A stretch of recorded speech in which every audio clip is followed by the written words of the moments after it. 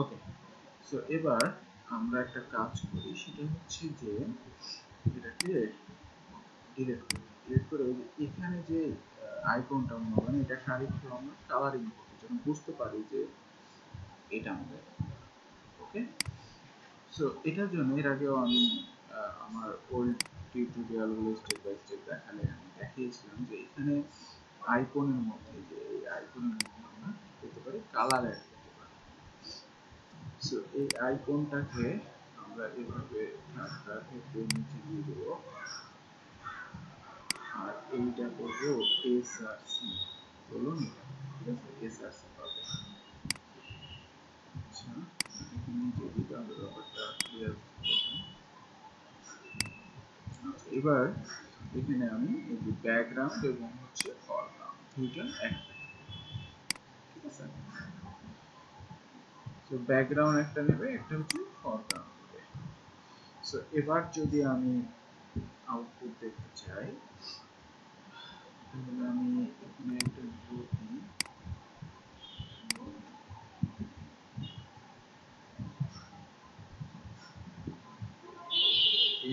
Reload হচ্ছে, reload. এই যে দেখেন আমার কিন্তু আইকনের মধ্যে আবার যোগ হচ্ছে, ঠিক আছে। সো আমি যদি এখান থেকে দেখতে চাই, এই যে এটা দেখতে পারি,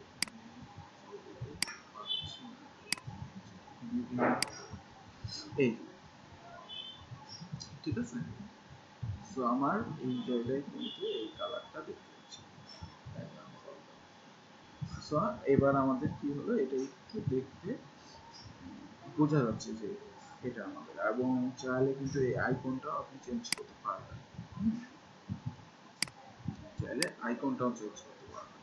সো ড্যাশ আইকন আছে, যেরকম মনে করেন যে আপনার কোডের মধ্যে কিন্তু তারা বলে দিয়েছে block icon from dash icon, এই যে এই লিঙ্কে গেলে যে আইকনটা আপনি চান সেগুলো পেয়ে যাবেন। যদি মানে এই প্যাকেজটা ইনস্টল করে আপনারা কাজ করেন, এই প্যাকেজের মধ্যে মানে সুবিধা হচ্ছে সো এই যে এখানে যে আইকনগুলো আছে এগুলো ইউজ করতে পারি ইজিলি। সো আমি এখানে দেখেছি কোনটা আইকন,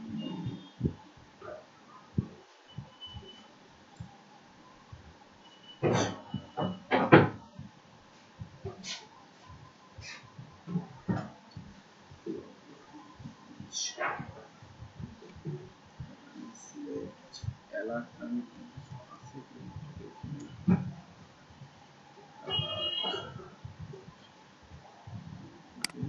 এখানে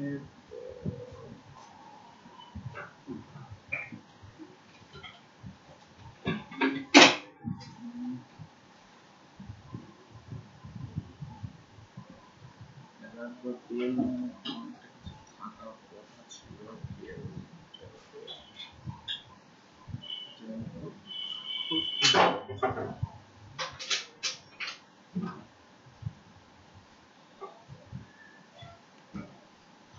আচ্ছা। আমি এই যে পিএলটা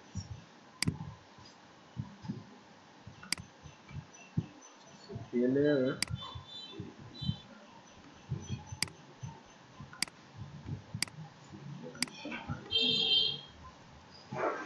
এটা দিয়ে দিচ্ছি।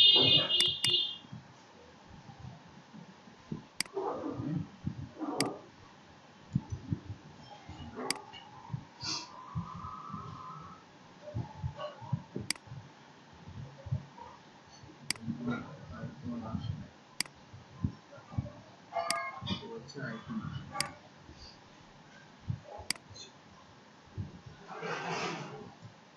আচ্ছা, এবার আসছে আমি ড্যাশ আইকনসটাকে বাদ দিতে হবে, তাহলে ড্যাশ আইকনস লেখা যাবে না, বেল শুধু, এটা একটু মনে রাখতে হবে।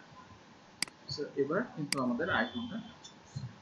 ওকে, সো আমাদের পারফেক্টলি এটাও দেখা